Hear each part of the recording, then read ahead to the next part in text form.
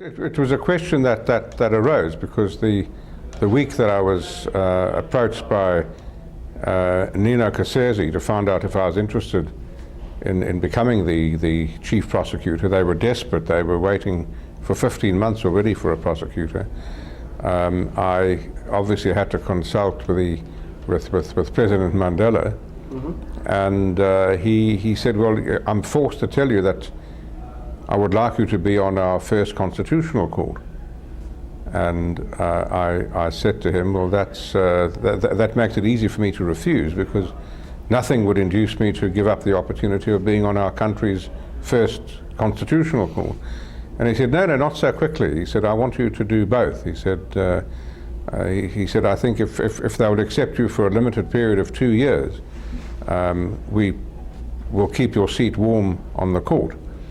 And I then discussed it with a couple of colleagues, and they raised the point. They said, is it appropriate for a member of our highest court to become a prosecutor? Right.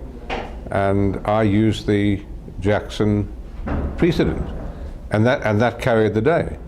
And it went further because Louise Arbour, who was my successor, Right. Had exactly the same question asked of her. She was on the Ontario Supreme Court, and she could turn around and say, well, I have two precedents. Yeah. And it was a very important precedent, and I'm not sure that I would have felt comfortable accepting that position, but for the Robert Jackson precedent. You being in South Africa at the time, what else did Jackson mean to you? Did he have a reputation? Well, he did to me as a judge, because I'd read his opinions, and in fact there was one wonderful opinion which is my favorite Jackson opinion. I don't remember the name of the case, but it was a case in which he came to the conclusion that an opinion he gave in his previous capacity was wrong.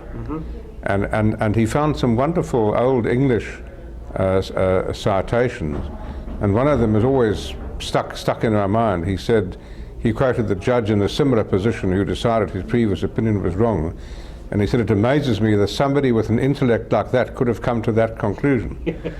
So there were some wonderful Jackson judgments, and when I first went on the bench, I found a book of Jackson opinions. He'd been present in my mind long before I dreamt of having any position as an international prosecutor.